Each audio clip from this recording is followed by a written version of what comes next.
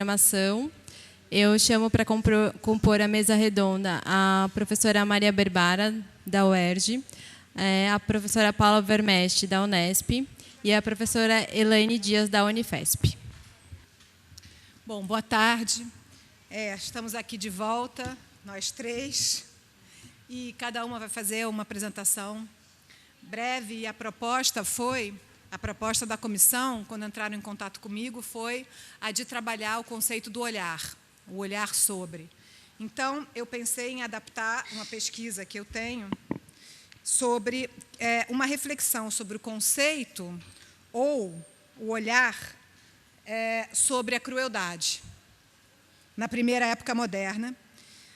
E eu vou fazer isso a partir da análise da percepção europeia dos Tupinambá. Então, antes de entrar numa discussão conceitual, propriamente sobre a crueldade, eu vou só falar um pouco sobre os Tupinambá, deixando claro que não é minha ideia tratar aqui do ponto de vista da história do índio, da antropologia. Eu estou tratando da percepção dos Tupinambá pelos europeus na primeira época moderna. E eu trouxe um mapa que vem de um artigo de um professor que foi dessa casa, faleceu precocemente, um Joe Monteiro, em que ele indica, mais ou menos em torno de meados do século XVI, onde que essas sociedades Tupinambá habitavam. E, como vocês podem perceber, elas habitavam na costa do Brasil, do que é o atual Brasil, mas em lugares distintos, do Maranhão, Bahia, e, o que é mais importante pensando nessa comunicação, a região do Rio de Janeiro e São Paulo. Por quê? Porque é na região do Rio de Janeiro e São Paulo em que vai haver uma disputa territorial importante, colonial, no século XVI, entre Portugal e França. E, nessa disputa, os Tupinambá terão um papel de protagonismo, porque eles se aliam aos franceses. Então, eles vão aparecer e vão ser mencionados nas cartas jesuíticas, mas também em livros dos cronistas franceses, sobre os quais eu vou falar um pouco mais agora. Então, quem eram, quer dizer, como que eles aparecem, né? Digamos, assim, antes comentar um pouco, né? Esse material iconográfico, grande parte desse material que eu vou trabalhar aqui, ele provém desses 3 livros e das suas reedições. Jean Delery e André Tevet são, para quem não sabe, franceses ou para quem não lembra, franceses que ocuparam a ilha de Villers-Gagnon, que é uma pequenina ilha. Quem já foi ao Rio, já aterrissou no Santos Dumont, lembra, é uma ilhazinha que fica ali em frente ao aeroporto do Santos Dumont, no interior da Baía de Guanabara.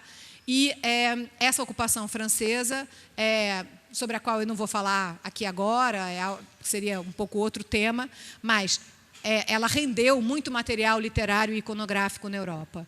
E o Jean Delery e o André Tevet são 2 franceses que participaram dessas expedições e que retornaram e escreveram esses 2 livros, A História da Viagem ao Brasil e As Singularidades da França Antártica. E o Hans Staden, talvez muitos lembrem, é aquele alemão que é um aventureiro alemão que vai ao Brasil em busca de ganhar dinheiro e acaba sendo preso pelos Tupinambá. E, quando ele volta, ele escreve um livro que vira uma espécie de best-seller na Europa, assim como os outros 2, sobre o período de catividade dele entre os Tupinambá. Então, esses 3 livros viram best-sellers na Europa e inundam o imaginário europeu de referências retóricas e visuais aos Tupinambá. E aqui eu trouxe algumas imagens para a gente começar a entrar um pouco nesse mundo. Como que os Tupinambá eles eram representados? Eles eram representados mais ou menos como a gente está vendo aqui. Eu trouxe exemplos de várias publicações do Léry, do Hans Staden e da sua reelaboração depois pelo Théodore Debry. Eles eram representados nus ou seminus. Eles eram representados com adornos plumários, com plumas nas cabeças, coroas de plumas ou braceletes em torno das pulseiras e dos tornozelos, com armas, arco, flecha, a ibirapema, que é esse tacape que eles usavam para executar pessoas, executar prisioneiros, e eu queria pedir que prestassem especial atenção nessa imagem, porque eu vou falar bastante sobre o conceito de crueldade, especificamente no momento da execução da pessoa. E também com animais exóticos, etc. Então, isso é, muitas vezes, guerreando.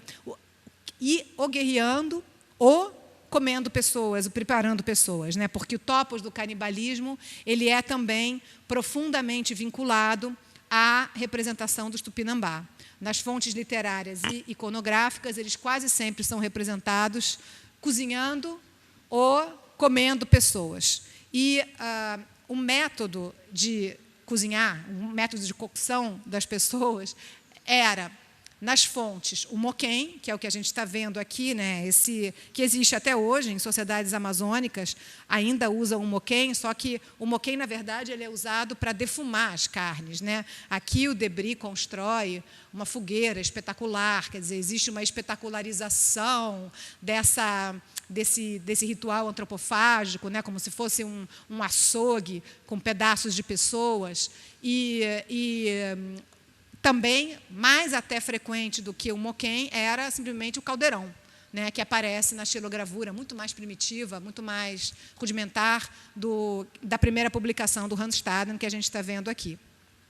Em mapas, também, eles eram representados com frequência, de tal maneira que um antropólogo, nos anos 80, vai falar do um fenômeno de tupinambização do continente americano. William Sturtevant, seguido por outros, Franklin Strangan e outros vários, vão falar sobre a ideia de que os atributos e características dos Tupinambá acabam servindo como uma metonímia, uma parte pelo todo, para representar todo o continente americano. Né? E isso acontece por uma constelação de motivos, entre os quais os mapas, como esses que a gente está vendo aqui, e eu queria chamar a atenção de vocês para mais alguns elementos dessa iconografia. Então, a gente tem, por exemplo, o espetinho que aparece, uma pessoa comendo membros humanos num espetinho, aparece aqui e aparece aqui. Esse espetinho que o Jean Delery vai dizer que ele nunca viu. Ele vai dizer, olha, quem quer que represente esse espetinho nunca foi ao continente americano, porque nós usamos o espetinho para cozinhar aves, e quando os índios nos veem fazendo isso, eles acham engraçado. Eles dizem, vocês nunca vão conseguir cozinhar a carne desse jeito, girando. Mas, aí, só um breve parêntese, o espetinho, ele deriva, isso é muito interessante também ver, o trânsito, a navegação dessas fórmulas visuais de um meio ao outro. Esse espetinho deriva, iconograficamente, da representação dos mongóis no século XIII, que praticavam, segundo as fontes, o canibalismo, migra para os Tupinambá e depois migra de volta para o continente europeu, a gente vai ver em um contexto completamente diferente. Então, é interessante ver como esses dispositivos visuais funcionam também como dispositivos de memória, que lembram, quem quer que veja essas imagens, de outras crueldades, outros canibalismos, de tal maneira que aquilo se mescle em um imaginário coletivo, onde você tem elementos visuais perfeitamente intercambiáveis, como, por exemplo, o espetinho. E outros elementos que aparecem aqui, que a gente vai ver com frequência, membros humanos pendurados em árvores. A mesa do açougueiro. A mesa do açougueiro vai aparecer com muita frequência. Então, esses são elementos visuais que significam o canibalismo e que aparecem uma e outra vez nesse tipo de imagem. Então, agora, eu queria, antes de prosseguir a análise das imagens, só vou ler um trecho rápido que eu tinha que me adequar ao tempo, sobre o conceito de crueldade, né? O tempo não permite analisar o tema da crueldade na primeira época moderna, mas eu gostaria de chamar a atenção para alguns aspectos que serão particularmente relevantes para essa análise. No século XVI, há uma explosão de textos sobre a definição da crueldade, tópico que, nos séculos anteriores, é tratado apenas de passagem por filósofos como Agostinho, Jerônimo ou Abelardo. A percepção do que se considera cruel, entretanto, distancia-se notavelmente, na primeira época moderna, de tradições anteriores. Um dos aspectos centrais dessa mudança diz respeito ao que poderíamos considerar um processo de relativização da crueldade. Até o século XVI, na tradição ocidental, a percepção da crueldade parece estar invariavelmente relacionada à alteridade. Cruéis são os outros povos, as outras religiões, os outros hábitos. Vikings, mongóis, turcos ou pagãos personificam, em diferentes momentos históricos, a encarnação absoluta, incontestável, do outro cruel. No século XVI, as guerras de religião, de um lado, e a conquista do Novo Mundo, de outro, banham os continentes europeu e americano em sangue. Por mais que seja difícil, por não dizer impossível, quantificar com exatidão números de vítimas, especialistas estimam, por exemplo, que ao menos 2 milhões de pessoas tenham perdido a vida somente na França entre os anos 1560 e 1590, em consequência das guerras de religião. Nas Américas, o estudo de massacres e genocídios cometidos contra sociedades americanas sugerem, similarmente, cifras estarrecedoras para mortes violentas nesse mesmo período. Em tratados e panfletos, a crueldade dos conquistadores, em comparação à crueldade imputada aos povos americanos, mescla-se às guerras de religião entre católicos e protestantes. Nesses textos surge, muitas vezes, uma lógica comparativa que relativiza a crueldade. Em seu livro dos Mártires, por exemplo, o protestante John Foxe se refere à crueldade dos turcos durante a tomada de Buda, em 1529, comparando-a à crueldade dos católicos. Nesses textos, surgem critérios para determinar a existência de crueldade. Esses critérios envolvem, por exemplo, o número de vítimas, métodos, se a crueldade é exercida contra inimigos ou contra o próprio povo, etc. Essas mudanças transformam a crueldade em um conceito relativo. Já não se trata, portanto, de povos cruéis ou não cruéis. Uns podem ser mais cruéis que outros, e o outro pode ser menos cruel que o mesmo. Os passos mais drásticos no sentido de objetivar a crueldade foram dados por Montaigne, o filósofo, e Jean Delery, um dos franceses que vai a Guanabara. Montaigne atribui crueldade a si mesmo, ou ainda a atividades mais mundanas, como a caça, e não apenas massacres em grande escala. Léry, por sua vez, explicitamente relaciona as guerras de religião ao modo com que os europeus tratam os nativos. Na terceira edição da Viagem ao Brasil, Léry aumentou o 15º livro, o 15º capítulo, e na quarta edição, de 1599, ele o transformou em um apêndice intitulado Sobre a crueldade exercida pelos turcos e outros povos, nomeadamente pelos espanhóis, muito mais bárbaros que selvagens. Para Léry, os turcos são mais cruéis que os selvagens do Brasil, porque eles, turcos, são inventivos em seus modos de criar atos de crueldade e derivam prazer disso. Finalmente, contrariamente aos selvagens, as atrocidades que cometem são em grande escala. A crueldade dos católicos, para ele, é a pior de todas. Também é indiscriminada, também ocorre em grande escala, pratica o canibalismo e, pior de tudo, se volta contra os seus próprios compatriotas cristãos. E isso é importante, porque não só há prática de canibalismo durante massacres e genocídios, como também, do ponto de vista protestante, a insistência católica na presença real de Cristo na hóstia constitui um ato de canibalismo. O Jean Delery vai falar, por exemplo, do Villegagnon, que ele quer comer, rascar com os próprios dentes a carne de Cristo, e ele é pior que os índios Guaitacá, que comem carne crua, humana, nesse sentido. Dentro dessa categoria, católicos, os piores de todos, para o Léry, são os espanhóis. Há aí uma inversão em relação aos nativos que, também eles próprios julgados por sua crueldade, transformam-se em vítimas. Em vários textos escritos no século XVI, que foi provavelmente um dos mais violentos da história, turcos, tupinambás ou pagãos surgem como grupos de controle, para usarmos uma terminologia moderna, para medir níveis de crueldade. Esse trânsito gerou também reflexos nas artes visuais, como veremos a seguir. Antes de passar à análise das imagens, eu gostaria de ler alguns trechos que podem esclarecer as reflexões feitas até agora. Então, esse é um trecho, eu falei para vocês que eu ia tratar, sobretudo, a questão da execução. Por quê? Porque essa é uma questão discutidíssima no século XVI, a questão da tortura pré-mortem. A violência judicial não é considerada crueldade até o século XVI, porque ela é parte do processo, ela não é considerada algo negativo. Começa a ser considerada crueldade no século XVI. E, nesse sentido, textos como o de Léry, eu vou mostrar mais tarde, outros também, comparam, para o Léry, assim como para o Montaigne, qualquer modo de execução que não seja uma morte rápida é crueldade. Então, vou chamar a atenção aqui para 3 passagens literárias que narram o momento da execução de um prisioneiro pelos Tupinambá. Quando os Tupinambá e outras sociedades tupi capturavam um prisioneiro, esse prisioneiro podia ser mantido durante meses naquela comunidade, até o dia em que ele era ritualmente executado e consumido, né? Então, o Léry conta, né? Em seguida, para excitar ainda mais a indignação do inimigo, o prisioneiro leva as mãos à cabeça e exclama: eu não estou a fingir, fui com efeito valente e assaltei e venci os vossos pais e os comi. E assim continua até que seu adversário, prestes a matá-lo, exclama: agora estás em nosso poder e serás morto por mim e moqueado e devorado por todos. Mas tão resoluta quanto Atílio Régulo ao morrer pela República Romana, a vítima ainda responde: meus parentes me vingarão.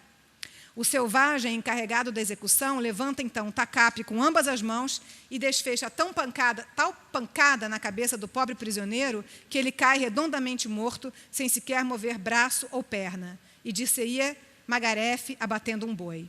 Em verdade, muitas vezes as vítimas estrebucham no chão, mas isso por causa do sangue e nervos que se contraem. O executor costuma bater com tal destreza na testa ou na nuca que não se faz necessário repetir o golpe e nem a vítima perde muito sangue. Então, além da expansão europeia e das guerras de religião, o século XVI viu ainda o aumento de formas espetaculares extremamente elaboradas de infligir dor ao inimigo. Essas inflições não aconteciam necessariamente durante batalhas ou massacres. Em toda a Europa, a maioria dos métodos de execução incluíam tormentos pré-mortem, desenhados para ser longos e extremamente dolorosos. Comparativamente, o método de execução tupinambá parece apropriado e mesmo humano a alguns filósofos e mesmo ao Anchieta, por exemplo. Nessa passagem, o Anchieta descreve: naturalmente são inclinados a matar, mas não são cruéis, isso é importante. Não são cruéis, porque, ordinariamente, nenhum tormento dão aos inimigos, porque, se os não matam no conflito da guerra, depois tratam-nos muito bem e contentam-se com lhes quebrar a cabeça com pau, que é morte muito fácil, porque, às vezes, os matam de uma pancada ou, ao menos, com ela perdem logo os sentidos.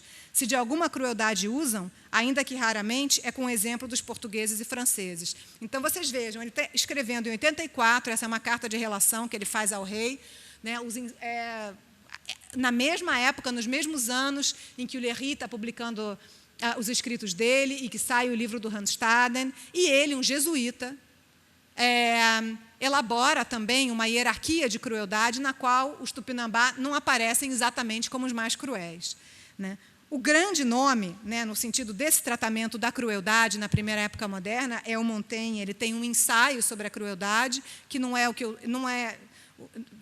o trecho que eu escolho aqui, eu trouxe para trazer para vocês um trecho dos Canibais, um ensaio, em que ele conta as conversas que ele teve com um tupinambá que chega à França. Naquela época havia um intenso comércio entre os comerciantes de Rouen e a região do Brasil, né, isso que motiva a invasão francesa na Guanabara, né, e o Montaigne conta que ele encontra com uma dessas pessoas, com uma pessoa tupinambá, ouve dessa pessoa curioso, pergunta a ele como que era essa sociedade, como são os costumes, e nesse ensaio dos Canibais ele conta o que ele ouviu e reflete sobre o que ele ouviu, né? Então, eu trouxe aqui um trecho para vocês, também em que ele narra igualmente o momento da execução. Ele diz: depois de terem dado por algum tempo bom trato aos prisioneiros, facilitando-lhes todas as comodidades ao alcance da sua imaginação, o chefe congrega seus amigos em uma grande assembleia, ata uma corda a um dos braços do prisioneiro, segurando na outra ponta, a alguns passos de distância, com medo de ser ferido, e dá o outro braço a segurar, da mesma forma, ao melhor dos seus amigos. Então, ambos o abatem a golpes de espada perante toda a assembleia. Feito isso, assam-no e comem-no entre todos e enviam alguns pedaços aos amigos. Não me pesa acentuar o horror bárbaro que tal ação significa, mas sim que tanto condenemos suas faltas e tão cegos, lembrando outra vez o tema desse encontro, sejamos para as nossas. Penso que há mais barbárie em comer um homem vivo que morto, dilacerar com tormentos e martírios um corpo ainda cheio de vitalidade, assá-lo lentamente e arrojá-lo aos cães e aos porcos que o mordem e martirizam, como vimos recentemente, e não lemos, entre vizinhos e concidadãos, e não entre antigos inimigos, e o que é pior, sob pretexto de piedade e de religião, que em um assar e comer depois de morto. Então, nesse contexto, desse tipo de debate, surge um trânsito de fórmulas ou códigos visuais entre os campos dos martirológios, tratados legais, que eu não vou trazer aqui, porque não há tempo, mas a representação, a iconografia dos tratados judiciais também é muito importante, e a representação dos povos americanos. Elementos visuais vinculados ao canibalismo, à evisceração e outras práticas relacionadas aos tupi inserem-se, por exemplo, em martirológios. E aí eu trouxe essa parte da comunicação, eu vou apenas mostrar a vocês alguns exemplos disso, porque o que interessa é ver como essa iconografia tupi ou tupinambá volta para a Europa e se insere numa Europa fratricida, em que massacres e genocídios são cometidos em grande escala. E durante esses massacres e genocídios, muitas vezes há práticas narradas de canibalismo, por exemplo. Então, por exemplo, aqui eu trouxe um livro, que é um teatro, repara também, tem que reparar o título do livro, Teatro das Crueldades. A palavra crueldade começa a aparecer uma e outra vez em tratados. Teatro das Crueldades dos Heréticos do Nosso Tempo. É um autor católico que escreve um livro anti-protestante, descrevendo barbaridades cometidas por protestantes em diferentes partes da Europa. E aí eu chamo a atenção para alguns elementos iconográficos que derivam, né, como a mesa do açougueiro, a evisceração, o desmembramento. Não é que derive, também não é uma linha tão reta, mas intersectam, dialogam com a iconografia tupi e tupinambá, que inunda o mercado editorial europeu nesses mesmos anos.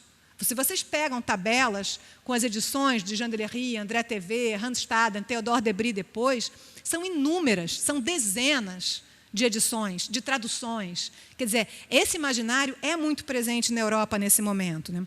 Uma outra imagem desse mesmo livro é interessantíssima, porque existe, a meu ver, aí uma dupla genealogia. De um lado, as representações dos mártires, e, de outro, a representação da antropofagia tupi, ou americana, ou selvagem.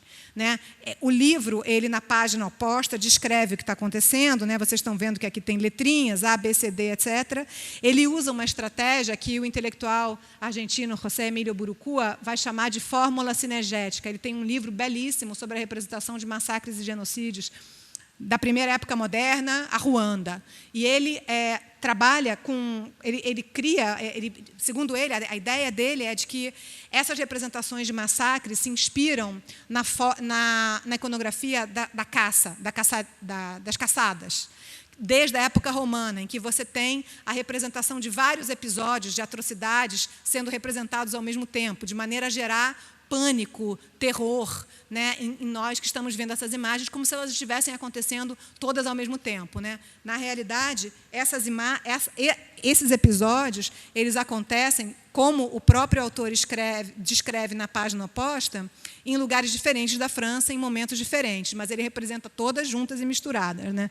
Então, aqui a gente tem uma imagem que remete, é claro, imediatamente ao massacre dos inocentes, uma pessoa sendo enterrada viva, mas eu queria chamar a atenção para essa dupla, né, logo no primeiro plano. De um lado, uma pessoa sendo eviscerada, e, de outro, um tormento terrível. Ele descreve o que acontece, são huguenotes que capturam um padre, cortam fora os genitais desse padre, cozinham nessa grelha que a gente vê, forçam o padre a comer os próprios genitais, abrem a barriga e observam a digestão, porque eles têm curiosidade de saber como que uma pessoa digere a si mesma. Todo mundo já almoçou, né?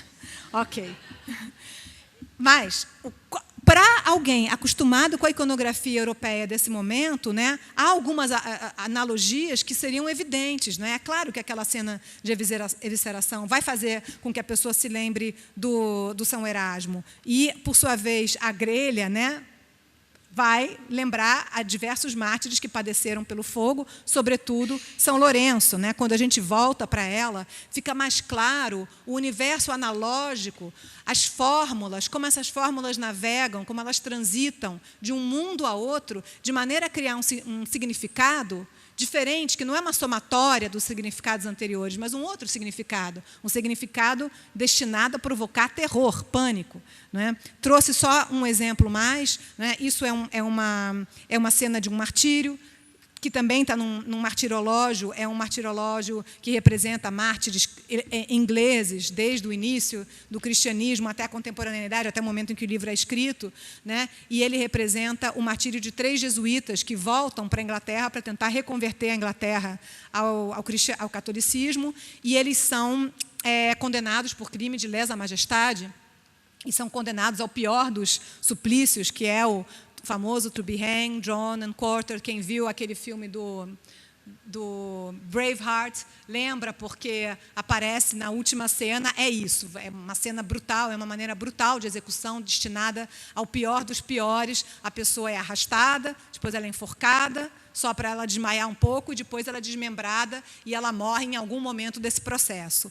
Mas o que é interessante nessa imagem é o set de analogias que se cria. Os algozes usam roupas romanas, de maneira a criar um paralelismo entre eles, e os romanos, os verdugos, que aparecem nas primeiras páginas do livro, matando os primeiros mártires. E você tem esse enorme caldeirão que não aparece nas fontes literárias. Ele existe. Por quê? A ideia era que, depois que a pessoa fosse morta e desmembrada, os membros eram levados para dentro da prisão, novamente, onde eles recebiam uma fervura com água e sal para poder ser melhor preservados. E aqui, o que o artista faz é trazer esse episódio para o primeiríssimo plano, colocar ele junto, como se ele ocorresse logo depois. Quer dizer, existe uma edição da imagem, de tal maneira a que ela imediatamente recorde ou crie ecos, né, em relação ao que está sendo representado aqui e a iconografia da antropofagia tupi ou tupinambá, né, que nesse momento são termos um pouco intercambiáveis. Ou seja, é como na propaganda ocorre. Você não cria necessariamente nada, uma informação nova, mas você edita as informações existentes, de tal maneira a criar um significado que seja conveniente para você, seja um pró-católico ou pró-protestante, né? E eu trouxe aqui alguns outros exemplos. Por exemplo, o Theodore de Bry, protestante, vai reeditar, né, a destruição das Índias do Bartolomé de las Casas, também demonizando os espanhóis. Ele é um dos maiores responsáveis pela assim chamada lenda negra. A gente vê ali também uma cena em que uma pessoa, um nativo, está sendo queimado vivo, em uma imagem que outra vez recorda o martírio dos santos, né? E na imagem da direita, um espanhol vendendo carne humana para os índios, né? Quer dizer, uma inversão, né? São eles que vendem e praticam o canibalismo, né? Outro tipo de analogias, também no Theodore de Bry, morte de Atahualpa, último imperador inca, assim, ele entra para a história, ele é traído pelos espanhóis, né? E é claro que de Bry e os outros flamengos holandeses anti-espanhóis vão criar essa espécie de detour alegórico, não é? Demonizando, martirizando os índios, eles demonizam os espanhóis, de alguma maneira, não é? Eles transformam o Atahualpa em um mártir, uma iconografia que também, quem está acostumado às imagens de martírio dessa mesma época, né, vai imediatamente ver com uma construção parecida. Você tem a imagem do santo sendo martirizado, o governador à esquerda, a cidade ao fundo. É uma cena convencional, de certa maneira. E aquilo simplesmente é retraduzido, ressignificado, de modo a criar, né, um novo set de valores. Estou já nos meus últimos exemplos, está quente, as companheiras querem falar, eu estou sendo breve. Uma cena de massacre, trouxe apenas para falar sobre o massacre da Antuérpia. Foi um dos piores massacres da segunda metade do século XVI. As tropas espanholas arrasam com a cidade, tropas espanholas rebeldes arrasam a cidade, contam as fontes que elas usam os corpos das pessoas para bloquear as portas de saída e não deixar os outros saírem. Nesse momento, a gente vê surgir uma alegoria como essa, por exemplo.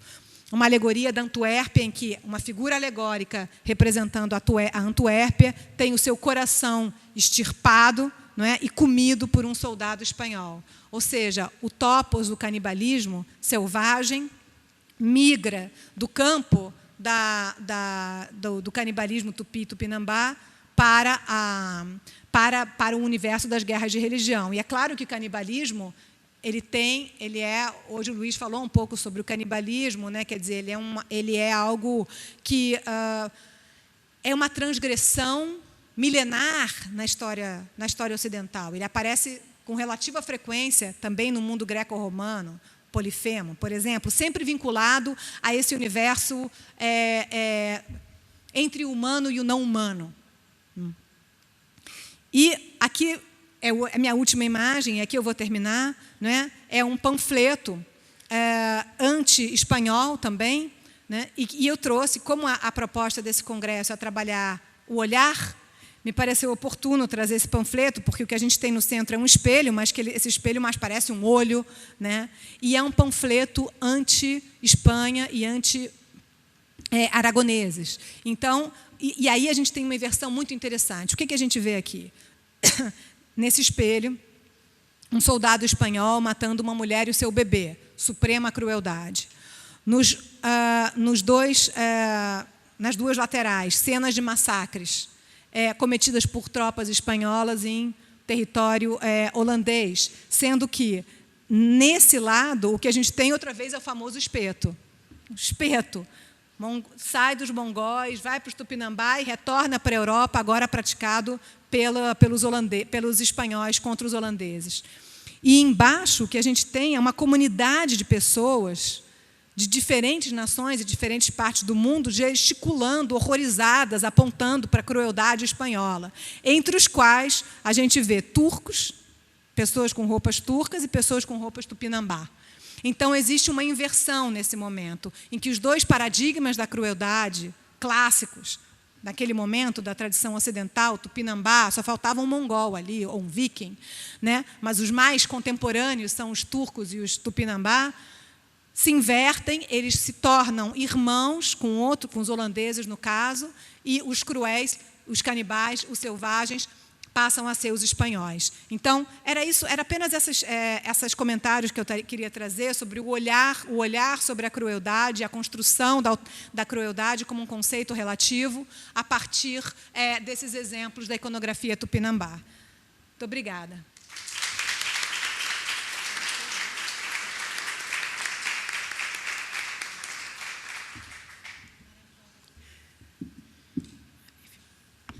Boa tarde a todos. Estava pensando que estava ouvindo a excelente fala da Maria, parabéns, Maria, e a excelente fala do Luiz.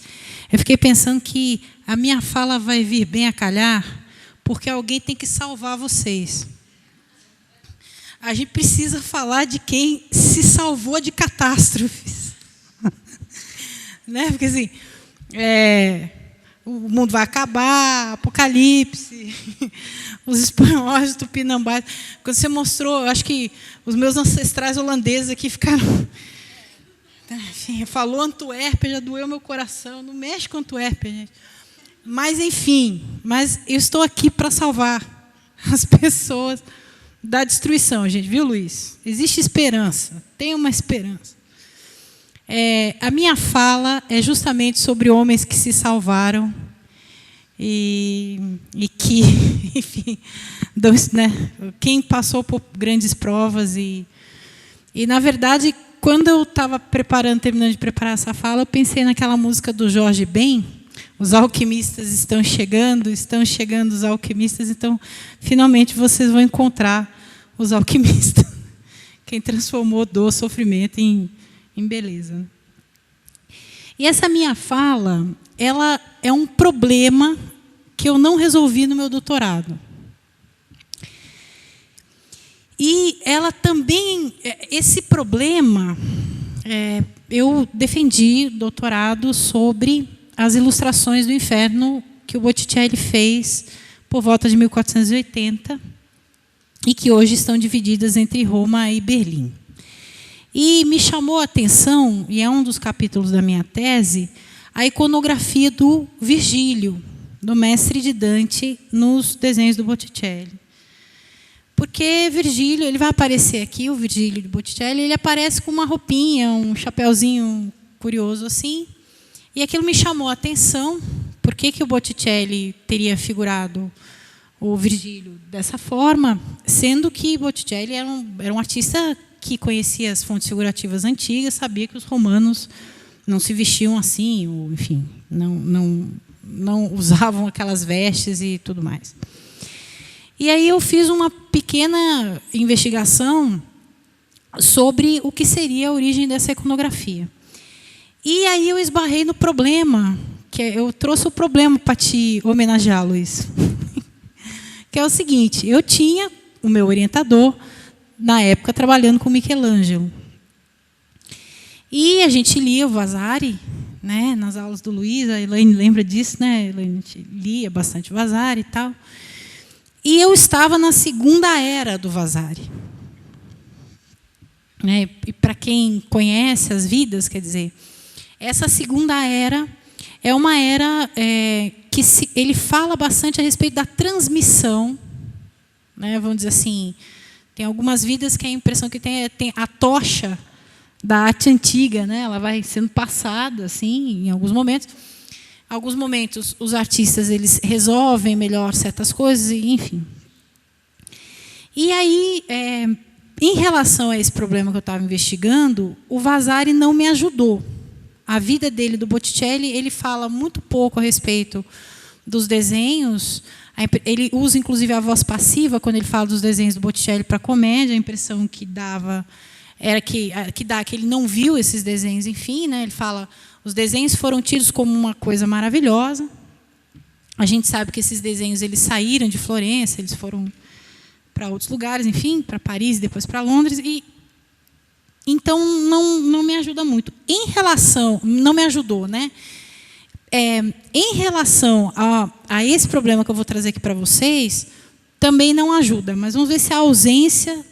Eu lembro que o Luiz falava muito isso para a gente, que às vezes o que o Vasari cala também é uma coisa interessante, né? Às vezes as coisas que ele não enuncia ou que ele não enuncia empate em alguns lugares e tal. Então eu vou tentar também ser breve aqui e fazer um passeio aí com vocês.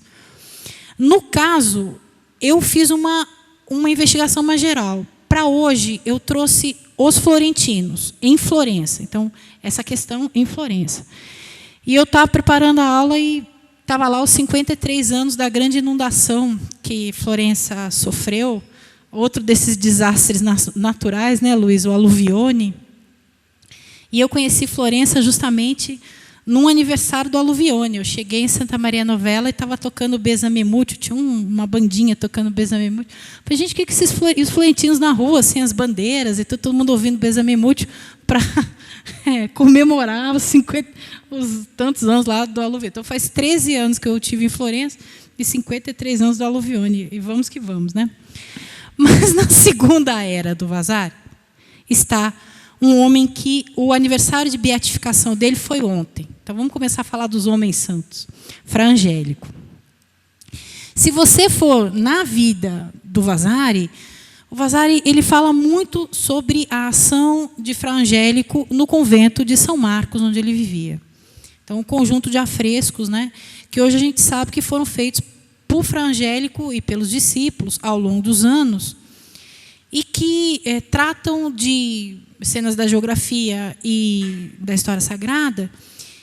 E o meu problema está aqui. Então, esse afresco tem a adoração dos magos, embaixo tem o Senhor dos Martírios, e aqui está, em cima do Senhor dos Martírios, dois desses homens com as barbas muito longas, chapéus de formatos curiosos, e essas vestes, ou túnicas, às vezes ornamentadas. Então, Fra Angelico traz muitos desses personagens em vários momentos. Tá? Então, aqui é São Francisco e o ordalho pelo fogo no Egito. É uma cena que também tem uma fortuna grande, né? A história de que Francisco ele quis ser martirizado, não conseguiu, viu? Ele se salvou, viu, Maria?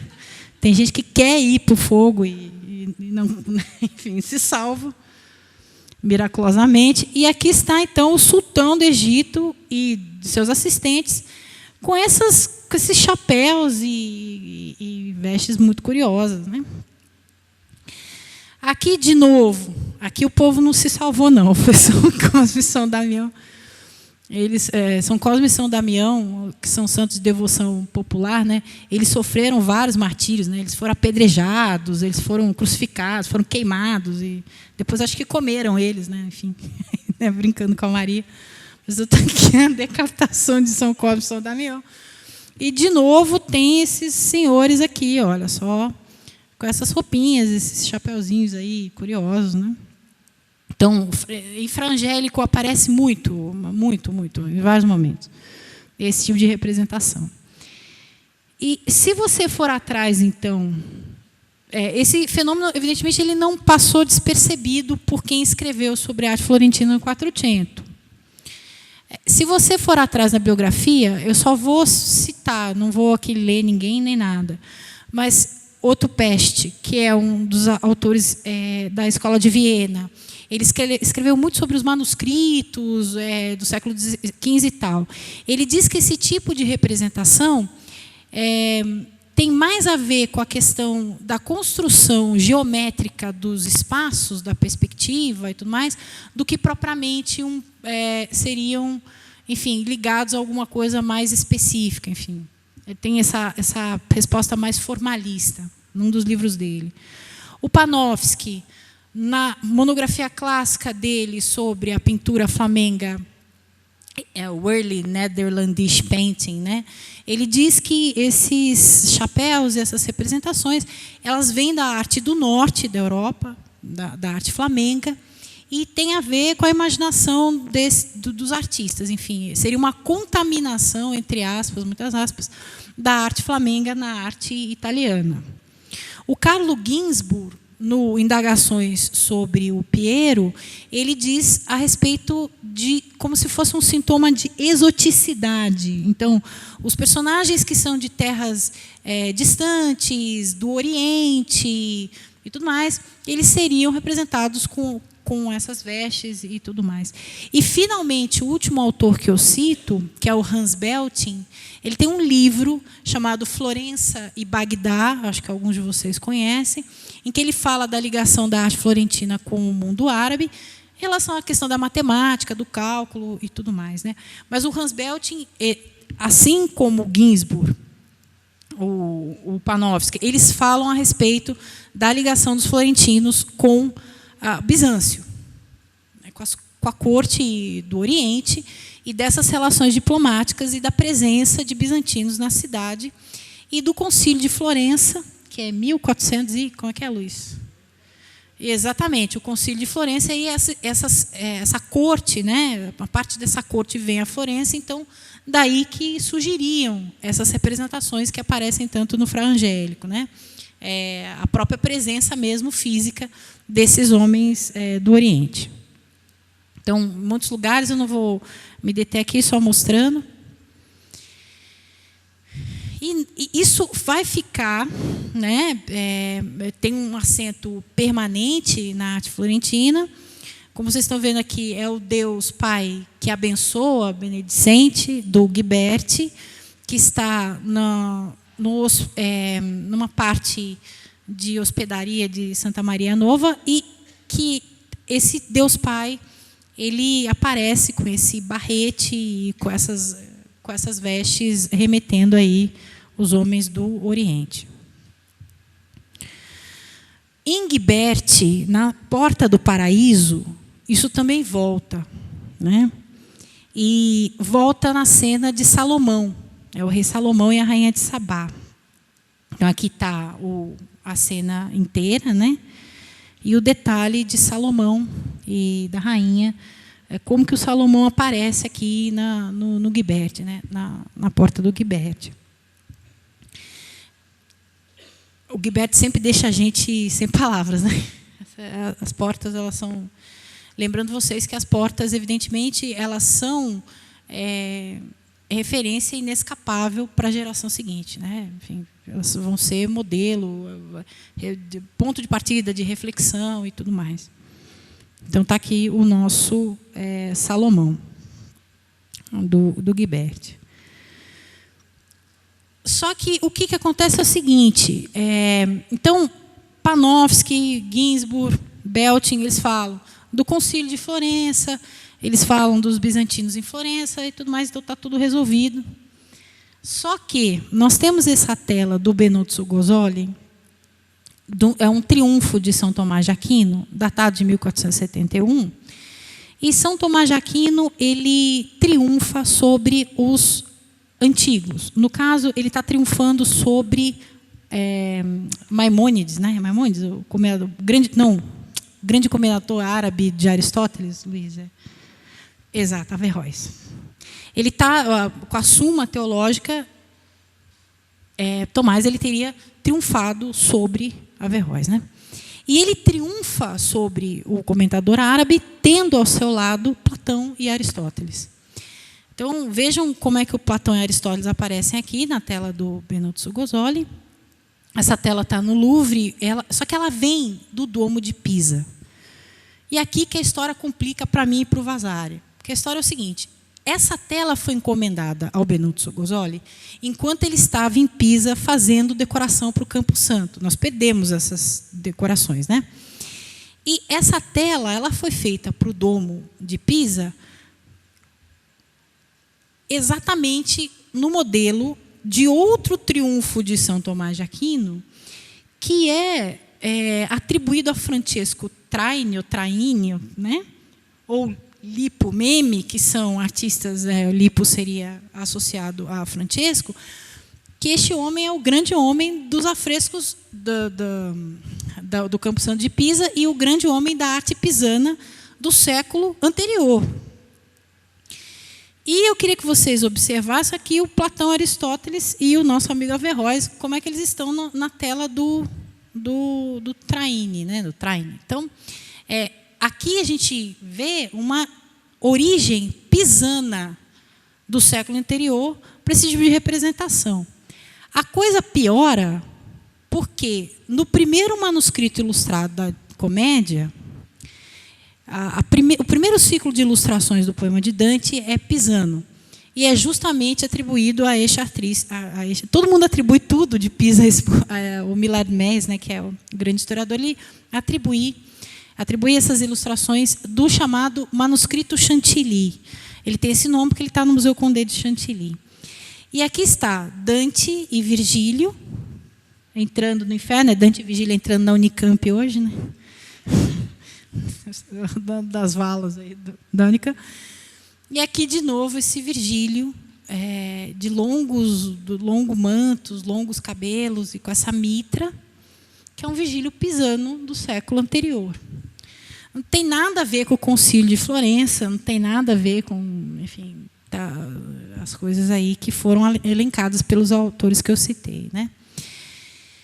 Aqui, finalmente, então, a gente chega no Botticelli, né, nos desenhos dele. Eu trouxe essa ilustração, sempre trago essa, porque os desenhos ficaram inacabados e nessa a gente vê bem o jogo de cores, que seria e como que o Virgílio está representado. Que é isso aqui, né? Então, a minha hipótese, na minha tese, foi que o Botticelli teria visto esse manuscrito, de alguma forma, né? Mas em Pisa, quando ele foi trabalhar no Campo Santo de Pisa também.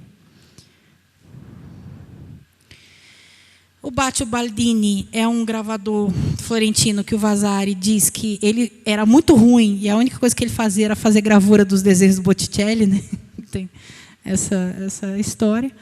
E então é atribuído ao Baldini as gravuras da primeira edição florentina da Comédia, que aqui está, né?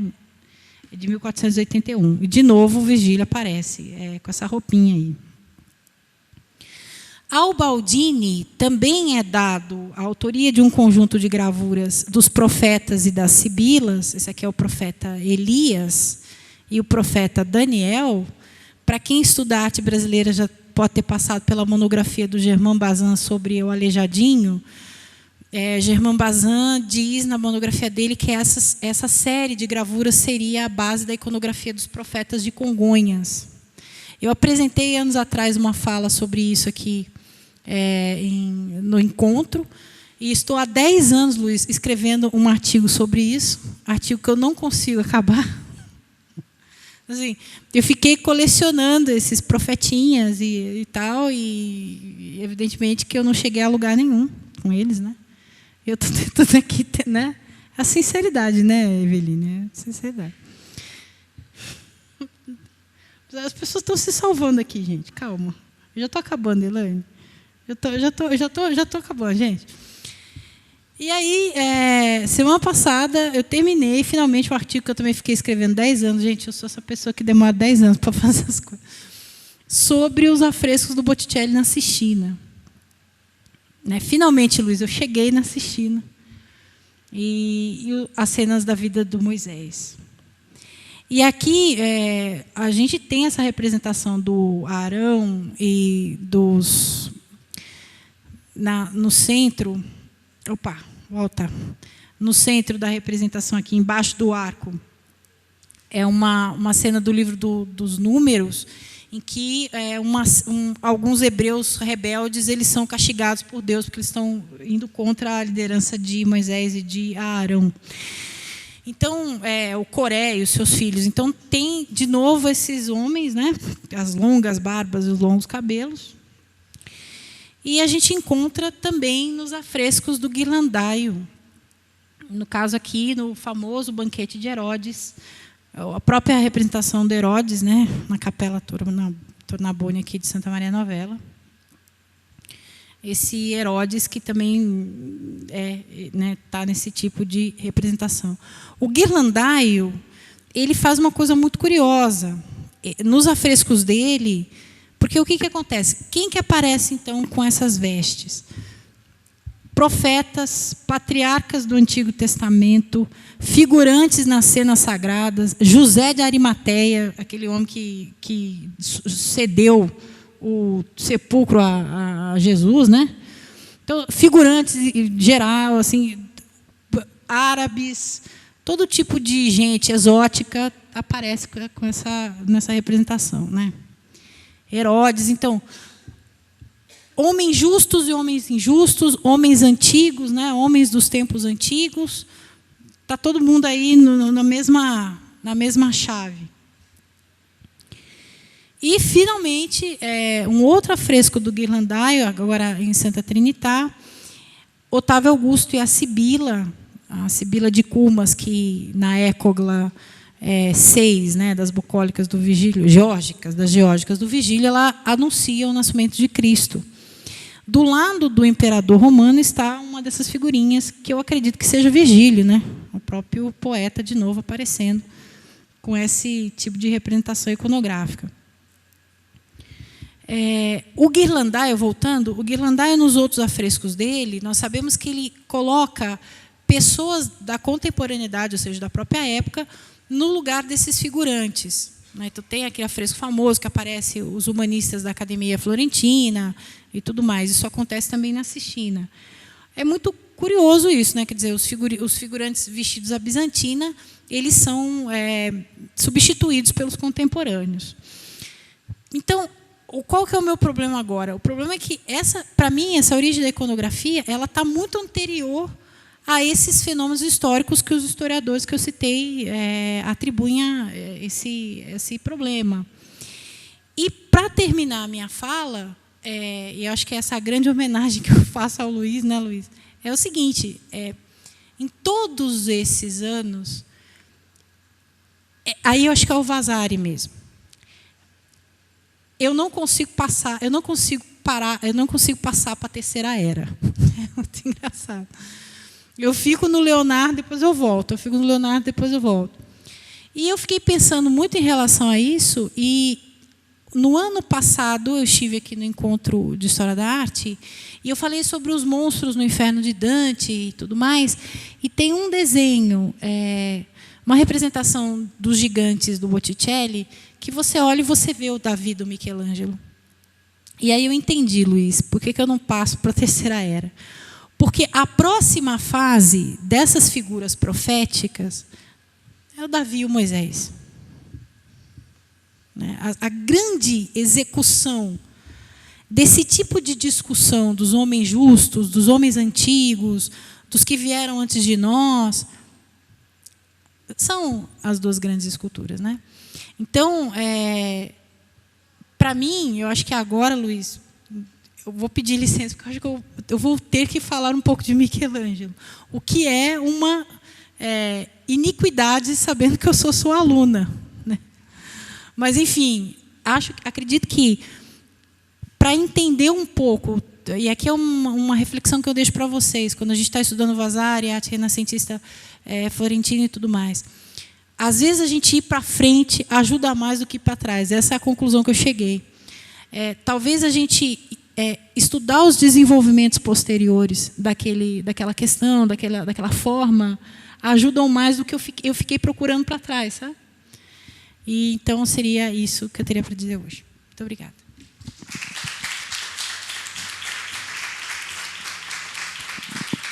Já foi um tema mais agradável, gente. Já foi gente que se salvou. Obrigada.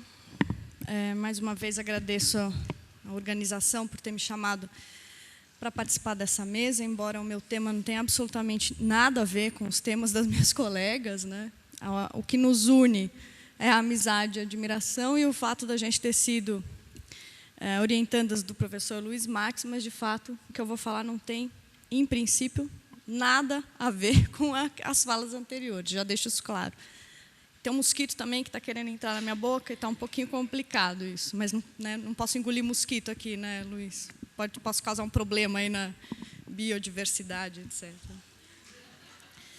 Se fosse uma abelha, então, né, eu não poderia engolir mesmo.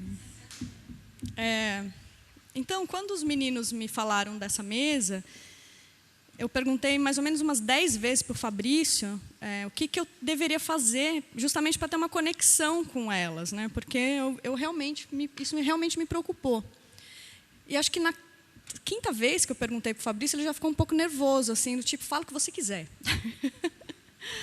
E uma coisa que eles frisaram bastante, no fundo, enfim, essa herança, de alguma maneira, vinda do Luiz, as nossas trajetórias e o fato da gente ser hoje professora de algumas universidades públicas, o que diz respeito também à nossa trajetória aqui na Unicamp e ao Luiz como orientador, né? Então, eu acho que é mais esse ponto de união que nós temos em relação às nossas trajetórias e um pouquinho, talvez, o fato de eu ter trabalhado assim, minimamente com a tradição clássica em algumas partes da minha pesquisa orientada justamente pelo Luiz Max, ou seja, não tinha jeito de fugir disso.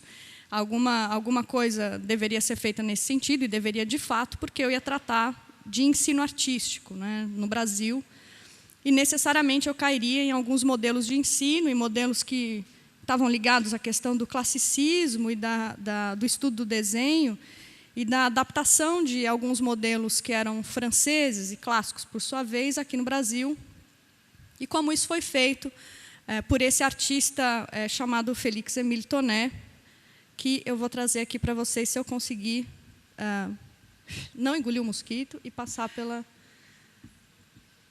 Como é que eu faço aqui agora? Alguém consegue me ajudar?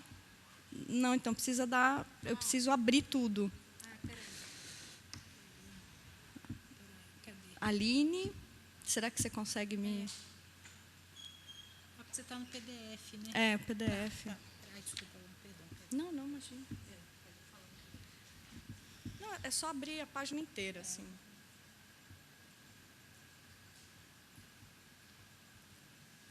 Isso. Não aparece, né? Será que é porque eu fiz no Mac? Dá um probleminha. Mas eu posso ir passando aqui também, não tem problema nenhum. Se você quiser, eu passo para você. Não, eu passo aqui. Posso baixando aqui. Bom, tudo bem. Bom, então, esse era o título da minha tese, que foi orientada pelo Luiz Max entre 2001 e 2005. Eu fui bolsista FAPESP, fiz uma parte da pesquisa também no Instituto Nacional de História da Arte em Paris, como bolsista da Fundação Getty nos Estados Unidos. Era um programa específico de bolsistas para o Brasil, para o México e para a Argentina, ainda lá nos idos de 2002. e eu consegui essa bolsa para poder fazer parte da pesquisa, justamente ligada à questão dos modelos franceses que o Félix-Émile Tonnet implantou aqui no Brasil e como ele pôde, de alguma forma, adaptar esses modelos para a realidade brasileira. Então, a partir daí, eu vou fazer um resumo, obviamente, das questões que eu trabalhei nesse sentido, porque o Félix-Émile Tonnet ele era um pintor de paisagem, filho do Nicolas Antoine Tonnet, que é um artista talvez um pouco mais conhecido para o imaginário brasileiro, e ele se tornou diretor da Academia Imperial de Belas Artes no Rio de Janeiro entre os anos de 1834 e 1851, onde ele pôde desenvolver plenamente o sistema de ensino, criando uma série de metodologias ou, de certa maneira, adaptando algumas metodologias francesas para o Brasil e possibilitando que os artistas se formassem de uma maneira um pouco mais ampla, sobretudo em comparação ao modelo francês, embora, claro, com muitos problemas e muito, claro, que uma realidade bastante aquém, né, de onde vinha o seu modelo, que era esse modelo francês. Então, na minha tese, eu estudei esse desenvolvimento do ensino artístico pelo Félix-Émile Tonnet e também a sua produção no campo da pintura de paisagem, abordando justamente algumas obras que ele produziu enquanto ele era diretor dessa academia e antes também dele entrar na Academia Imperial de Belas Artes do Rio. Aqui eu vou falar basicamente da questão do desenho, eu vou ser um pouco breve. Pensei talvez em falar das pesquisas que eu estou seguindo atualmente, mas a gente vai vendo aí o nosso tempo, senão fica para uma outra ocasião. Então, nesse meu período de pesquisa, abordando o ensino artístico, eu me deparei com uma série de questões, sobretudo ligadas às fontes, quer dizer, questões ligadas à metodologia de ensino e a documentação que está presente no Brasil, que me permitia justamente ver o que ele fez aqui e comparar com os modelos que existiam na França em períodos anteriores e também no próprio final do século XIX, no final do século XVIII e início do século XIX, abordando então as fontes primárias com atas, ofícios, relatórios, memoriais, quadros estatísticos, discursos, entre outros documentos, para poder um pouco ver do que se tratava esse período, que até então não tinha sido abordado de maneira sistemática por outros pesquisadores, a não ser um historiador do Rio, que era o Alfredo Galvão, que justamente tinha publicado um artigo sobre o Félix-Émile Tonnet, apontando que existia essa série de elementos a serem desvendados ainda por algum pesquisador futuro, e foi aí que eu acabei entrando para poder entender esse desenvolvimento do sistema artístico, que ia justamente culminar em grandes artistas brasileiros como o Vitor Meirelles e o Pedro Américo. Quer dizer, existia uma espécie de buraco aí na história da arte brasileira, que era Missão Artística Francesa, Manuel de Araújo Porto Alegre, Vitor Meirelles e daí em diante. Então, quer dizer, o que aconteceu entre a chegada desses franceses e o Vitor Meirelles? Como que a academia se desenvolveu para que o Vitor Meirelles pudesse justamente ter uma primeira formação antes dele ir para a Itália e para a França. Então, esse era o meu ponto, que, de certa maneira, era uma questão inédita para mim, e eu passei todo esse período, então, basicamente morando nos arquivos, tentando entender, de fato, o que aconteceu aí. Para isso, eu tive que voltar um pouco mais na história, justamente recuperando essa história da missão artística francesa, quer dizer, a vinda desses artistas entendida por alguns historiadores, mas trazendo também aí alguma documentação que desse novas luzes para essa chegada, que tinha a ver também com a questão do Dom João VI, quer dizer, até então achava-se que era o Dom João VI o grande mentor da vinda desses artistas franceses, e eu tentei trazer uma documentação que provasse justamente que não foi esse o ponto, que existia uma série de outros elementos que fez com que os artistas franceses viessem para o Brasil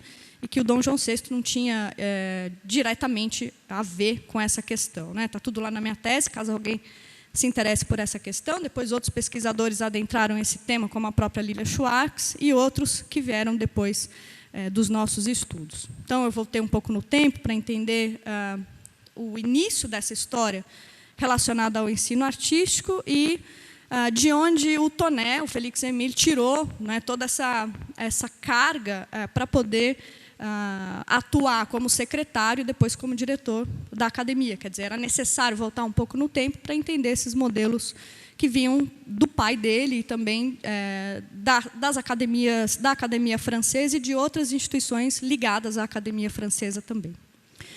Então, nesse sentido, eu comecei a estudar essa metodologia de ensino, vinda desse modelo francês adaptado para o Brasil, e encarar também os problemas relacionados à própria pintura de paisagem e as questões relativas à arquitetura, que era um ponto absolutamente novo para mim, no sentido de entender os objetivos do Félix-Émile Tonnet como um diretor que era pintor de paisagem, o que ele pretendia, né, sendo um artista desse gênero específico. Lá pelas tantas, as hipóteses que eu tinha, elas foram por água abaixo, e o fato do Félix-Émile Tonnet ser um pintor de paisagem não estava necessariamente ligado às suas intenções como diretor da academia, mas sim à arquitetura ligada ao Grand Jean de Montigny, e que, por sua vez, também tinha um viés clássico para o desenvolvimento da cidade do Rio de Janeiro, para a demonstração de poder do Dom Pedro II, ou seja, para a colocação da capital do Brasil naquele momento como uma grande capital que pudesse ser comparada a algumas cidades italianas e francesas. Tudo isso muito relatado e discutido pelo Félix-Émile Tonnet nos seus escritos, nos seus discursos, nas suas teorias formuladas no momento. Então, muitas novidades apareceram também para mim durante essa pesquisa. A gente vai criando as nossas hipóteses, né, partindo de determinados elementos, e no decorrer da pesquisa, a gente tem algumas surpresas que são pesquisas boas, no fundo, né? A gente gera um certo pânico no início, mas depois a gente vê o quanto essas novidades são muito bem-vindas. Então, essa questão da arquitetura foi algo muito presente nessa trajetória do Félix-Émile Tonnet para desenvolver o ensino artístico.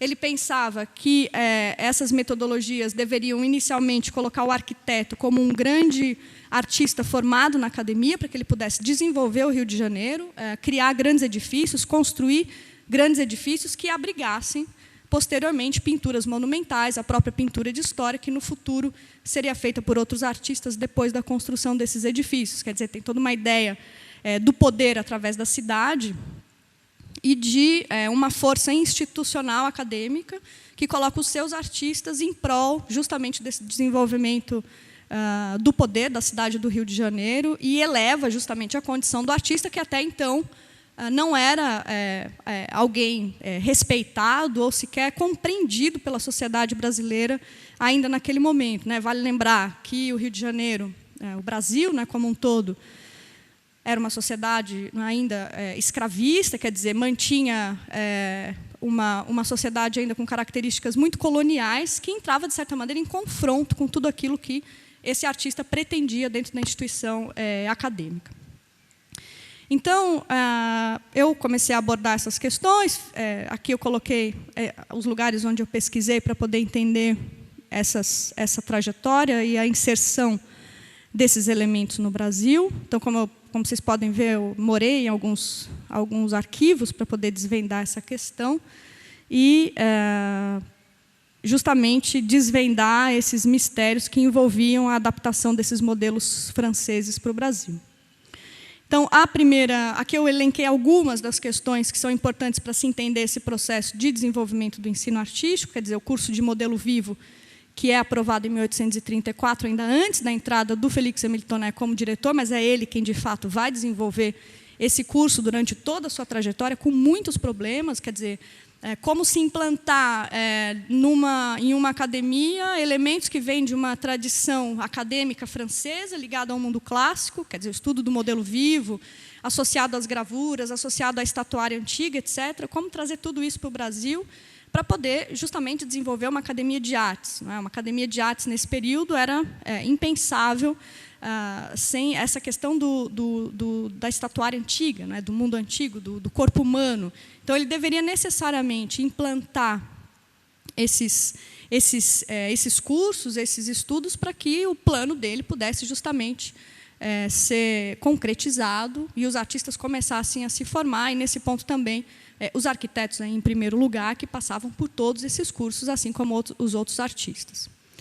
Então, ele desenvolve o curso de modelo vivo em 34, com muitos problemas. De 34 a 51, a gente vê uma série de questões sobre quem contratar, como contratar. Em um determinado momento, as atas da academia indicam a solução de se trazer um escravo negro para, assim, textualmente falando, né, busca-se um homem preto ou um escravo negro que possa desenvolver os estudos de modelo vivo, porque eles detêm belas formas artísticas, isso é textualmente dito nas atas acadêmicas e também entre as discussões que eles promoviam na academia. Alguns escravos chegam a integrar a academia nesse momento como modelos vivos. O escravo do Zé Ferrand Ferrez, que é um outro artista francês, pratica essas aulas lá. O escravo também do Manuel Araújo Porto Alegre, ou seja, a gente vê que a prática acontece, mas que ela não segue adiante, também por problemas de pose, por questões que não se relacionavam diretamente à imitação das poses da estatuária antiga ou das gravuras, etc. E pelo fato também, imagino eu, mas isso não é colocado nas atas, de um certo conflito que vai existir entre os alunos e essa prática, né, do estudo do nu através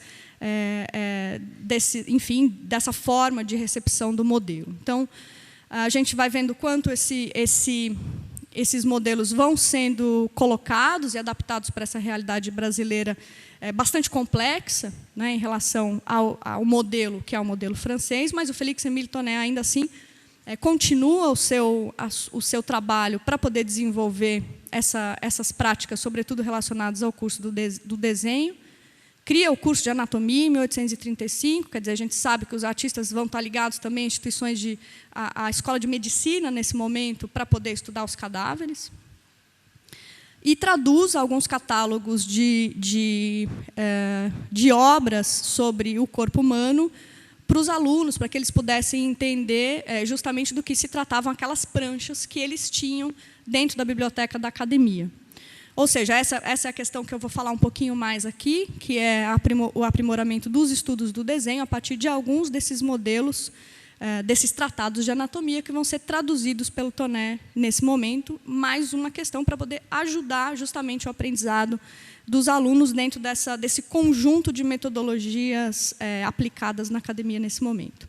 Ao lado disso, eu acho que tem duas questões muito importantes, que são a criação das exposições gerais de 1840 e do prêmio de viagem em 1845, dois elementos que estão em total concordância com o sistema francês, embora, claro, não seja aplicado da mesma maneira, mas as exposições gerais elas vêm do modelo dos salões, a entrada de outros artistas que não aqueles que estão na academia, a entrada de artistas estrangeiros, e, com isso, obviamente, o desenvolvimento da crítica de arte, o possível desenvolvimento do gosto público e do gosto privado, sobretudo do gosto privado, e a valorização do artista frente a esse processo, né? Quer dizer, à medida em que ele pode mostrar suas obras numa exposição, em que ele recebe a crítica dos jornais, ele pode, quem sabe, né, adentrar outros espaços que não os espaços públicos. Ou seja, a criação das exposições é extremamente importante dentro desse processo de valorização do artista, e também o prêmio de viagem.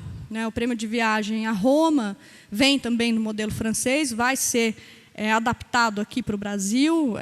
Claro que na Academia Francesa eles mandam vários artistas de várias áreas, né? várias artes para Roma nesse momento, e no Brasil vai ser um único artista que vai concursar e poder frequentar alguns ateliês privados em Roma nesse momento. Um deles é o do Luigi Canina, que é um grande arquiteto italiano, e também o do Pietro Tenerani, que vai acabar recebendo alguns artistas brasileiros nesse momento. Então, eu vou mostrar alguns desses... Esse, especificamente, que é o tratado... É o livro, na realidade, é um epítome, que o Tonnet traduz a partir de várias obras, de vários livros e tratados que dizem respeito ao corpo humano. Ele publica esse livro em 1837, ele está até hoje lá no Museu Dom João VI, né, tem uma cópia dele. Foi extremamente difícil encontrar esse livro no período, mas é uma prova de que o Tonnet estava realmente pensando nesses modelos franceses adaptados para o Brasil nesse momento. Ele não traduz todos os textos dos tratados, ele traduz uma parte. É engraçado que um dos textos ele fala: não, esse autor é muito difícil, eu vou traduzir só uma partezinha dele, que é suficiente para que vocês aprendam aquilo que ele quer, né, que ele pretende na sua obra.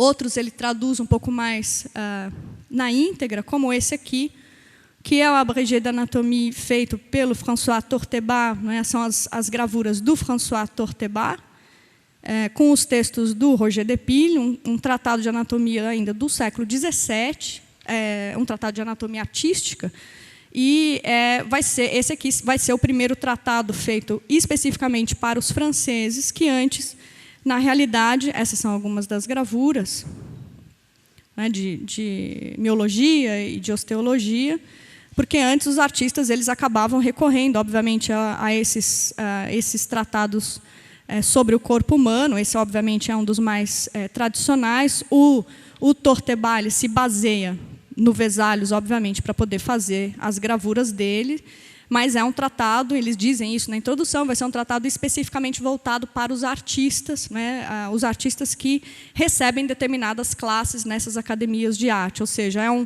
é um tratado importante que vai ser usado na Academia Francesa, vai ser traduzido para o português, vai ser traduzido para o espanhol também no século XIX, vai também depois para a Academia Portuguesa, e é um tratado, portanto, que vai rodar várias academias, que vai circular e que vai ser extremamente importante para o aprendizado dessas questões relativas ao corpo humano, junto com os cursos de anatomia e os cursos de modelo vivo.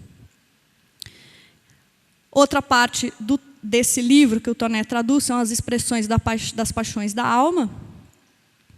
É uma parte bastante grande desse epítome de anatomia traduzido por ele. E esse livro, enfim, é um livro que vai ser publicado depois, né? Trata-se de uma série de conferências feitas pelo Charles Lebrun ainda no século XVII na Academia Francesa. Depois, vários livros, a partir das suas conferências, vão ser publicados, várias edições.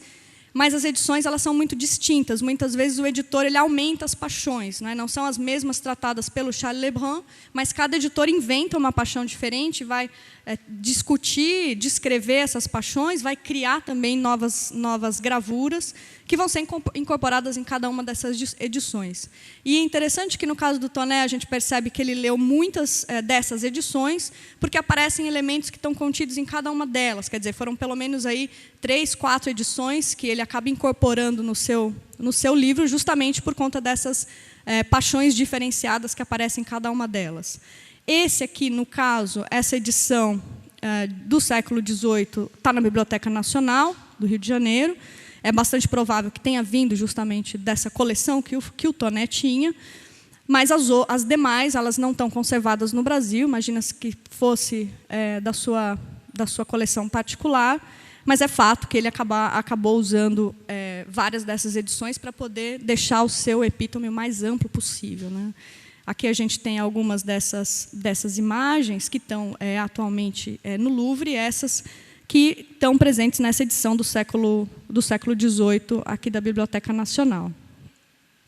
É interessante que ele vai usar esse livro também para dar as aulas para o Dom Pedro II. No Museu Imperial em Petrópolis tem os arquivos das aulas que o Félix-Émile Tonet dava para o Dom Pedro II nesse momento, aulas de desenho e de francês. E tem os desenhinhos lá do Dom Pedro II, das paixões humanas, né? Uns desenhos bastante ruins, assim, mas... que foi? Você fala que não tem nada a ver com a gente, isso é maravilhoso.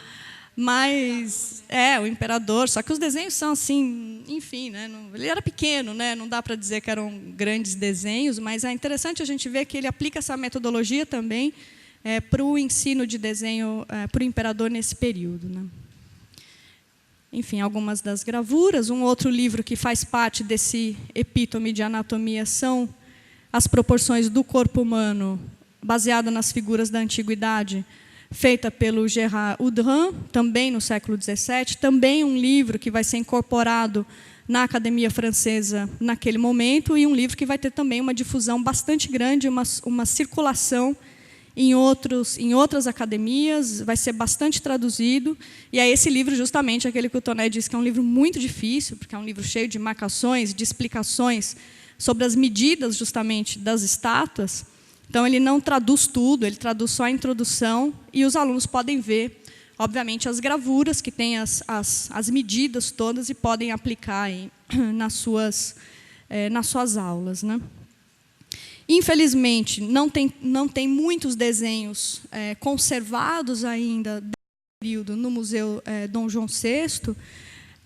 Alguns eu consegui coletar, não são necessariamente desenhos que vêm desses cursos específicos ou de anatomia, ou alguns eu acredito que sim, mas outros não, mas podem ser também cópias de gravuras que eles tinham na coleção da academia nesse período, mas a gente nota justamente o quanto tem um avanço bastante grande desses artistas nessa produção, não é? Quer dizer, não são desenhos muito bem elaborados, onde as expressões também vão ser bastante marcadas e que, de alguma maneira, se ligam a esses cursos e a essas aulas que o Félix-Émile Tonnet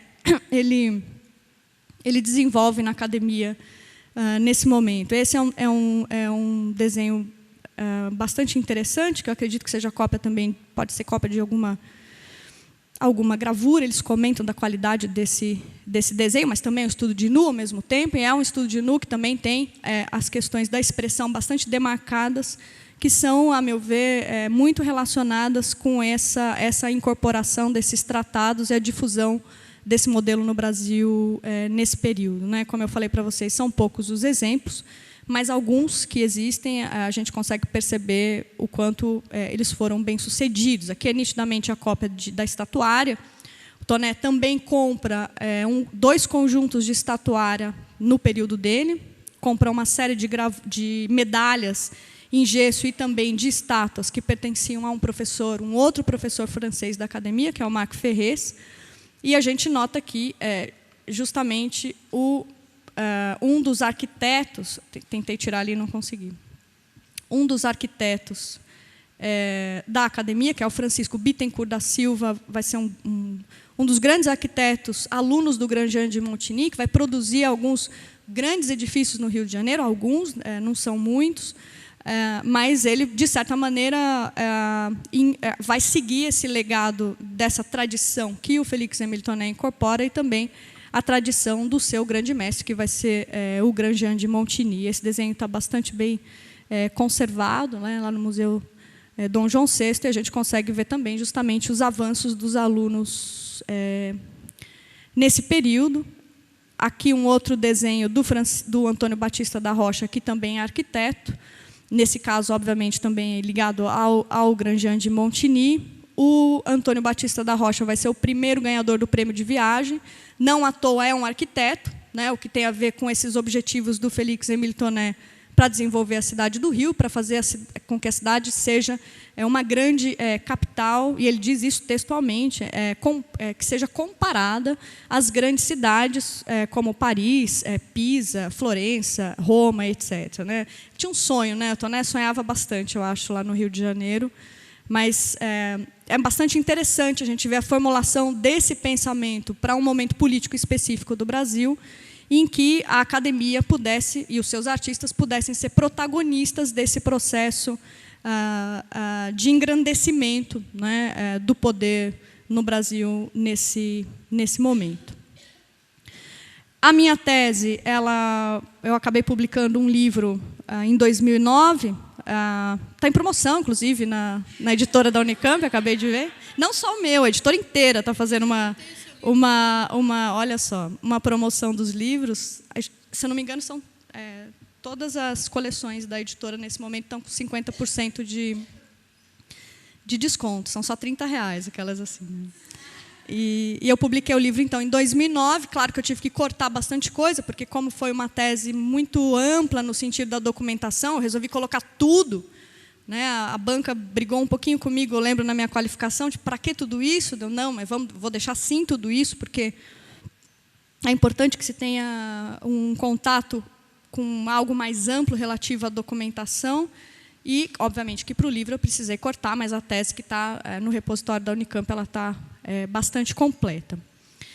Eu acabei seguindo depois justamente essa questão da arquitetura e dessas questões clássicas ligadas ao Grand Jean de Montigny no meu pós-doc que eu fiz na FAUSP, aí já com o professor Luciano Miliaccio, adentrando questões muito teóricas relativas a esses modelos que o Félix-Émile Tonnet quer incorporar no Brasil nesse momento e, a meu ver, colocando uma prova definitiva de que a arquitetura era aquilo que mais importava para ele, dentro do desenvolvimento do ensino artístico, nesse campo, né, da atuação do artista dentro da cidade, enfim, dentro do desenvolvimento do gosto, pensando também no futuro, e em como, enfim, o espaço público não era nem só os edifícios, era também a abertura de ruas, envolvia todo um aspecto de urbanização do Rio de Janeiro, que é extremamente interessante para o período, que vai se concretizar de uma forma muito mais ampla, somente na segunda metade do século XIX. Né? A gente sabe o quanto alguns programas arquitetônicos eles foram mais desenvolvidos posteriormente, mas essas ideias nascem ali, mesmo que elas não tenham sido concretizadas, é importante que a gente, enfim, né, se debruce sobre elas, estude, pesquise, crie hipóteses, mesmo que a gente não, que elas não tenham dado certo. Eu brinco com os meus alunos que eu tenho um pouco a coisa da história dos fracassos dentro das artes no Brasil nesse momento, porque muitos desses projetos não foram efetivados, né, são muitas ideias, mas elas têm que ser vistas também, têm que ser entendidas dentro desse processo, essas tentativas. E depois, claro, eu segui adiante, eu não vou falar disso aqui, porque eu acho que a gente já está um pouquinho adiantado, mas a minha trajetória vai sempre no sentido de trazer de volta esses artistas que muitos deles não têm grandes qualidades estéticas nas suas produções, mas que são importantes dentro desse desenvolvimento desse sistema. Quer dizer, agora eu estou estudando um grupo de 40 artistas franceses que não estão na academia, que estão nos ateliês privados do Rio de Janeiro no mesmo período, e que faziam exposições privadas, que faziam escolas de arte, que produziam não só para a corte, mas também para o gosto privado, participavam dos leilões, ou seja, tem toda uma dinâmica estabelecida fora da academia e que ainda precisa ser bastante estudada, mesmo que algumas das telas não sejam enfim, não tenham uma qualidade tão superior quanto a alguns outros que a gente vê por aqui. Mas eu não vou falar disso não, fica para o ano que vem, aí vocês podem me convidar de novo e eu falo um pouquinho mais, tá bom? Obrigada.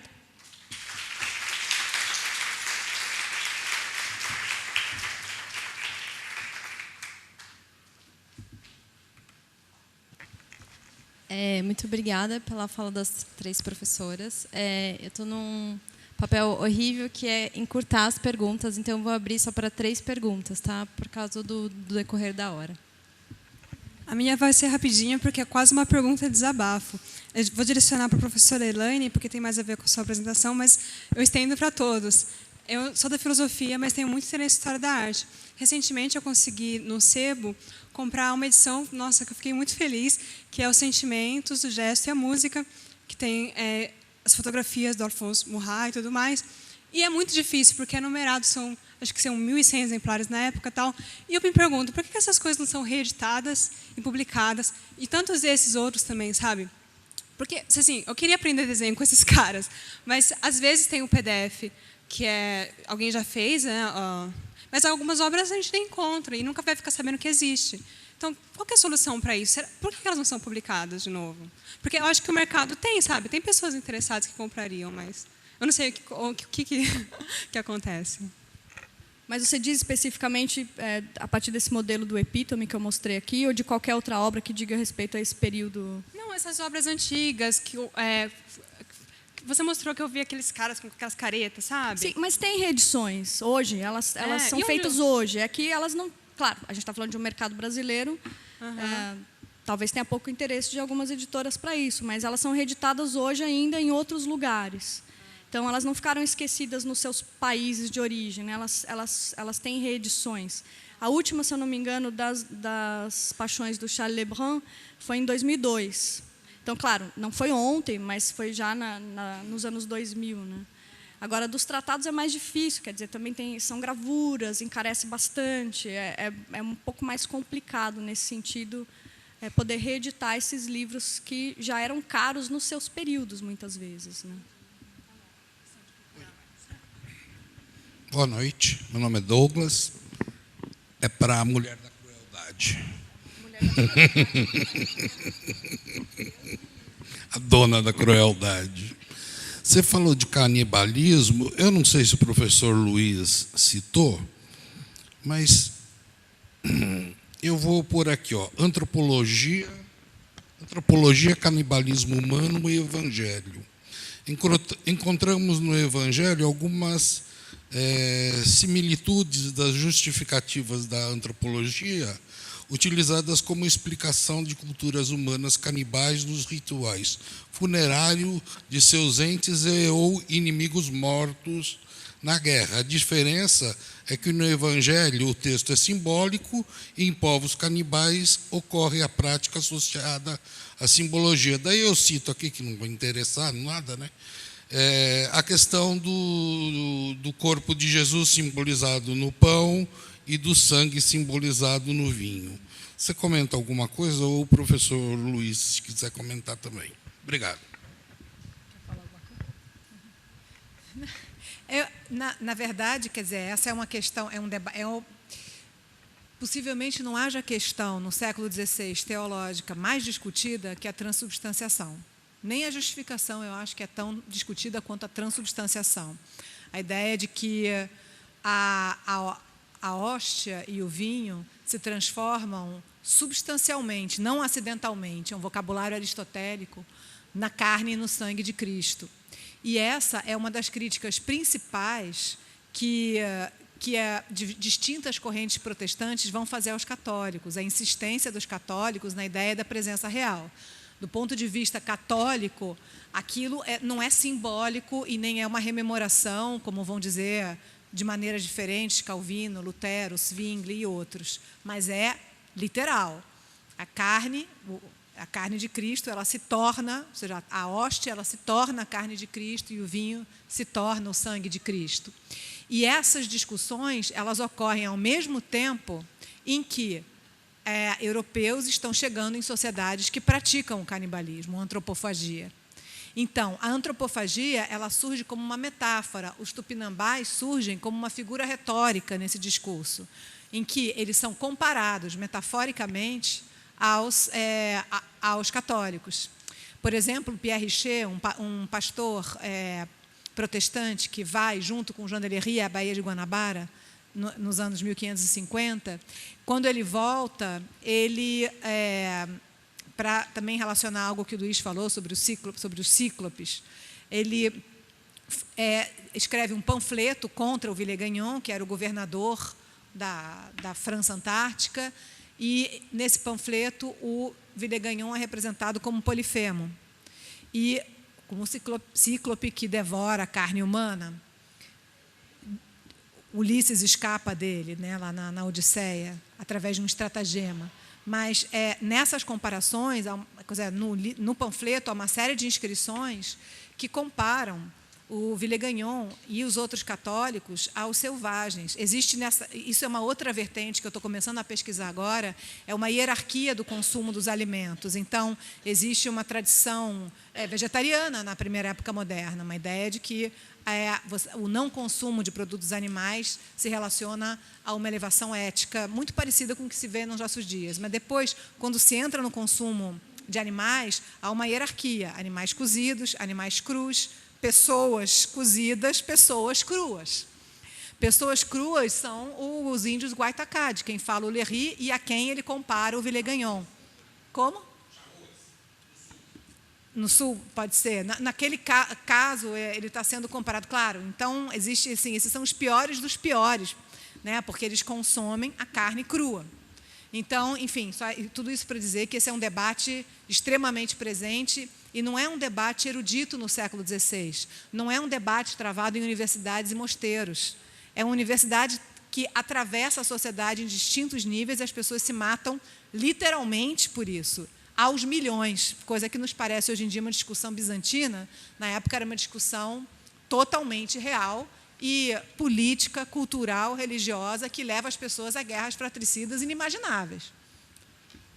Você queria dizer alguma coisa?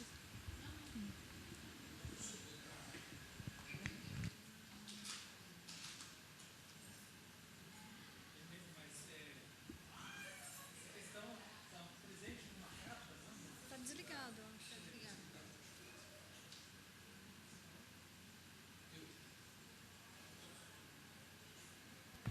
Não, nada, só uma frase. Essa questão está muito forte presente numa carta do Plínio Jovem para o imperador Trajano, na época ele era, então, procônsul na Bitínia, no norte da Turquia. E os romanos... havia uma proibição, portanto, do rito cristão. Estamos falando do ano 110, mais ou menos, 106. E ele fala, bom, é o seguinte, eu recebi uma denúncia de que os cristãos estão se reunindo à noite para comer crianças. Aí eu fui lá, eu mesmo, para verificar se eles estão de fato comendo crianças. E porque eles não eram comunistas. Não eram comunistas. E que fala, não, eles estavam lá, na verdade houve um jantar, e eles comeram uma série de alimentos, e eu não vejo nenhum mal, provavelmente não tem, agora está proibido, certo? Então, como está proibido, eu quero instruções para saber o que eu faço. Eles não estão comendo ninguém, não é uma... E essa é uma questão que atravessa muito longamente o século V. O São Paulino da Nola tem uma homilia em que ele fala, olha, é preciso que nós paremos, os fiéis não podem mais beber vinho na missa. Quem bebe vinho só é o padre. Os fiéis não podem beber, porque senão causa um monte de comportamentos que são inadequados, e também porque nos acusam de beber o sangue. Então, é preciso que isso seja muito claramente circunscrito, digamos assim, no ato de que o sacerdote levanta o copo, etc., etc., isso é o rito da Eucaristia. Então, eu acho que essa é uma questão que acompanha, vamos dizer assim, essa ideia de que os romanos... Por que os romanos tinham tanto horror aos cristãos, tá certo? Primeiro, porque os cristãos não queriam pagar imposto, e segundo, porque eles comiam carne. Eles comiam carne do Deus. Então, isso era um rito que era até conhecido, o rito dionisíaco, que era muito dificilmente tolerado no mundo romano, né? Então, isso tinha... E isso é tão forte que, quer dizer, que a representação do Cristo, por exemplo, a mais famosa que tem, que está hoje... no Vaticano, é o Cristo num cavalo, numa biga, portanto, como se fosse Apolo, mas, no fundo, com uma parreira. Portanto, ele é muito fortemente assimilado a Dionísio. E o Dionísio teria esses ciclos, que seriam esses ritos, seriam ritos de canibalismo. Então, isso está muito fortemente ligado à história do cristianismo, né? O cristianismo sempre teve, pelo menos, evidentemente, até a sua confirmação completa, ele sempre teve esse problema do canibalismo, de você matar o seu Deus e comer o seu Deus.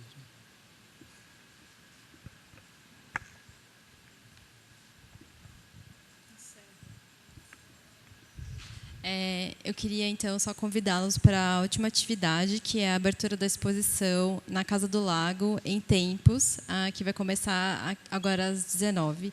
Agradecer as professoras e vocês aqui, a presença, polivalentes nesse calor. Muito obrigada pela presença de vocês. E amanhã tem mais.